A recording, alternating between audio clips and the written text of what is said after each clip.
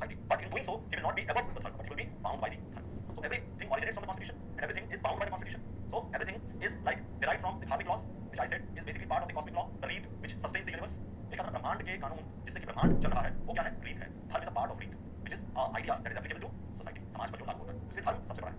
और धर्म की रक्षा करना राजा का कर्तव्य है, उसकी पालन करना राजा का भी कर्तव्य है, जो अपने आप में स्टेट है, जिसको डिवाइन ओरिजिन मनुस्मृति कहता है. बट मनुस्मृति इसको डिवाइन ओरिजिन देकर के धर्म से फिर बाइंड कर देता है. So it's a limited authority, and it's a very very powerful political idea that we see find and echo in Manusmriti as that's right. Okay. Next one, the king has divine origin only. The king has divine origin only, but he has no divine rights.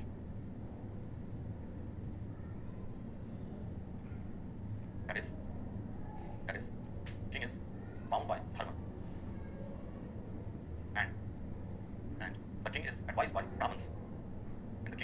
Brahmins, on the interpretation of dharma.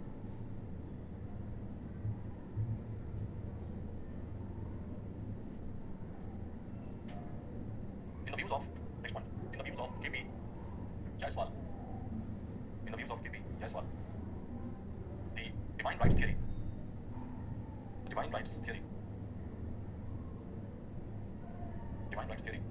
was advanced by Manusmriti to support the Brahmin empire of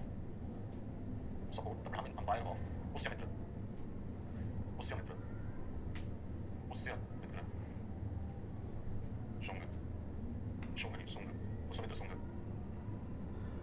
to counter to support the Brahmin empire of Pushyamitra Shunga, and also to counter the Buddhist theory of origin of state.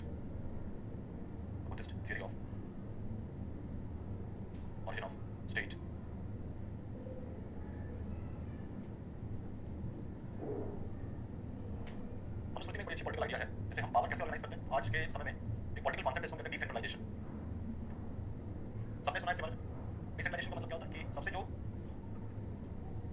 हाँ बिल्कुल सही. So decentralisation simply mean that instead of power being centralised at one space, you have to give maximum power to the lower units.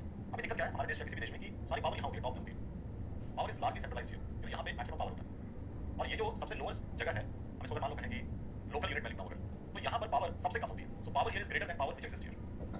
Manusmriti ने ठीक इसका उलट idea हमें दिया political power के डिवीजन को लेकर. That's why it's also a political book, because Manusmriti में जो पावर का डिस्ट्रीब्यूशन है, it focus on the principle of decentralisation. So Manusmriti would say that how do I need to decentralise power. So Manusmriti ने कहा कि देखो, सबसे पहले विलेज के पास सबसे अधिक पावर होगी, उसके बाद डिस्ट्रिक्ट में पावर होगी, और उसके बाद पावर प्रोविंस के पास होगी. What is being said here is a very authentic concept of the power which is like maximum power at the lowest level. So where would you have maximum power? Maximum power would be located at the lowest level. सबसे निचले स्तर पर सबसे ज्यादा शक्ति होनी चाहिए. तो मनुस्मृति हमेशा इस बात पर जोर देता था कि अगर आपको एक सिस्टम बनाना है और उस सिस्टम में आपको पावर डिस्ट्रीब्यूट करना है, तो सबसे ज्यादा पावर कहां होनी चाहिए? सबसे लोकल लेवल पर.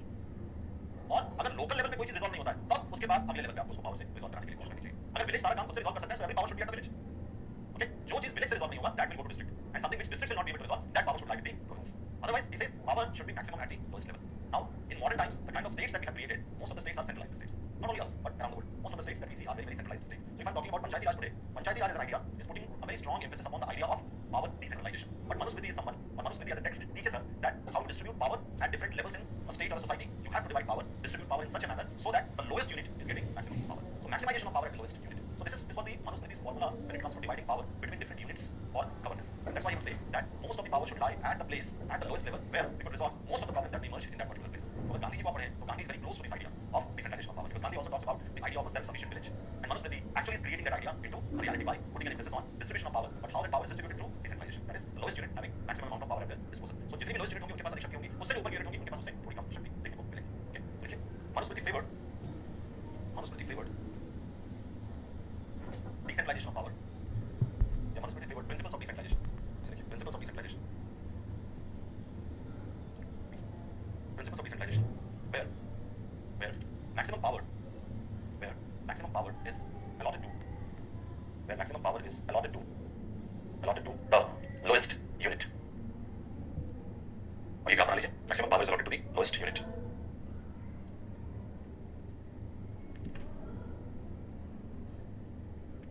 So now write down Rajdhani. Secondary level Rajdhani. बहुत नई बात नहीं है यहाँ पे. We are just looking at plain simple things here.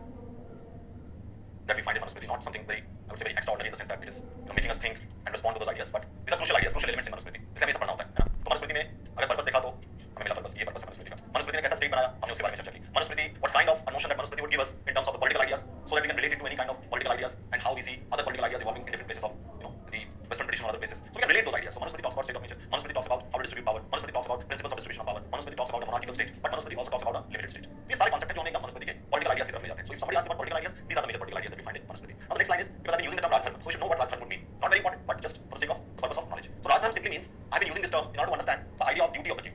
यानी राजा की क्या ड्यूटी होगी, यानी राजा का धर्म क्या होगा. So Rajadharma would simply mean, तो अब हमें ऐसा लगता था कि राजा जो सोचेगा वैसा निर्णय वो ले सकता है. Rajadharma का नहीं ऐसा नहीं कर सकता. The king has to decide and take a decision only by getting a counsel from learned persons, the sannyasi, the brahmins. That is Rajadharma for the king. यानी king की decision कैसे, आप ध्यान से सोचिए इसको. King is basically said in the Rajadharma that he has to take collective decisions. काफी model लग रहा है यार, collective decision making. So that you can avoid the incidence of authoritarianism, dictatorial tendency within a person. Because in monarchy, we always assume that a monarch is absolute in its power, in its interpretations. What he says is law. But there is a dharma in Manusmriti, which is again a code of conduct, and it says that the king is bound by the code of conduct, and it gives an elaborate description of what code of conduct should lie with the king. अगर ब्राह्मण को ये कहा गया कि तुम्हारा code of conduct है that you have to focus on knowledge, you have to be selfless, you have to work for the welfare of the people, you have to like train people, you impart knowledge to people. That is your dharma. So even a king will have his dharma. And what is the dharma of the king? The king's dharma is that you have to uphold dharma by consulting learned persons. So which means he has to act by consultation of learned person. और learned person कौन होते हैं? मनुस्मृति में ब्राह्मण होते हैं. They are the ones who are learned. Okay? तो एक तरह से ये कहा जा रहा है कि king has to act on the advice of this learned person. यानी act on the advice of the assembly कह सकते हैं. क्योंकि king तो assembly में काम करेगा. So he has to act on the advice of the assembly. ये बड़ा significant area है in Manusmriti. So when you look at the opinions of all these people who are part of the assembly of the king, and he will have his consultants who will provide him consultation. कि धर्म क्या कहता है, नीति क्या कहती है, and he has to act as per their advice. King will have a final say because he is the king. He is a divine institution. So he has to conduct but rightfully. So धर्म कहता है कि आप जब भी कोई निर्णय लें तो आप इनके काउंसिल के बाद निर्णय लें. आप इनके काउंसिल के बिना निर्णय नहीं लें. Secondly, we can say the idea of equality, which is again very very important. लेकिन इसलिए हम कहते हैं contradictions भी बहुत है मनुस्मृति में. So king has to treat people equally, but king does not treat people equally, because Manusmriti creates society which is very hierarchical. So ये सब बड़ी problematic हो जाती है. But when it comes to the subjects, kingdom में क्या होता है, subjects होते हैं. All subjects, we are the people, they have to be treated equally by the king. That is the Rajadharma. Okay? तो king के पास दो बड़े इंपॉर्टेंट धर्म दिए हैं, कर्तव्य दिए हैं. तो ये बात जान के भी करता है. तो हम पढ़ने पढ़ेंगे तो पढ़ने में इसको बहुत emphasize करके पढ़ने करता है. तो king के पास दो काम है. एक रक्षण, रक्षण का मतलब क्या? प्रोटेक्शन, एंड पालन. पालन का मतलब welfare. ये दोनों काम करना है king को. रक्षा भी करना है और subjects को पालन भी करना है. So that's why you would say that he is the one who has to take up the welfare of the people. So that's why what will a king do to the welfare function? So build roads, है ना, hospitals. उस वक्त के हिसाब से आप मत सोचिए कि मैक्स और फोर्टिस बनाएगा king. That's not the idea. Roads, hospitals, orphanage, etc. ये सब welfare functions हैं. यानी जो लोग गरीब हैं, जो लोग बूढ़े हैं, उनकी देखभाल कौन करेगा? king करेगा. King has to do it. So that's why आप इस तरह की चीजें बनाइए. जैसे काफी सराय बनाते थे king, रेस्ट हाउसेस बनाते थे king उस जमाने में, है ना, प्लांट्स लगाते थे सड़क के दोनों तरफ. ये सब king का कर्तव्य है, welfare functions में आता है. Okay? And king has to practice dand in judicious manner. दंड तो king देगा. So practice dand in judicious manner. This is what we can associate a king and his Raj Dharma. लिख लीजिए.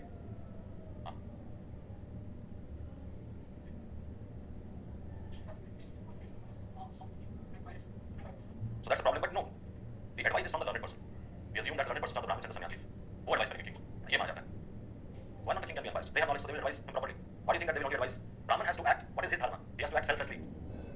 जैसा हम वैसा सोचते हैं कि वो भी रहेंगे, वैसा नहीं है. It's a very ideal kind of situation they are creating. So Brahman has to always act selflessly because he's a man of knowledge. The moment you become a man of knowledge, याद करो प्लेटो. प्लेटो ने क्या कहा? तुम्हारा philosopher king वो कभी अपने हित के लिए काम करेगा.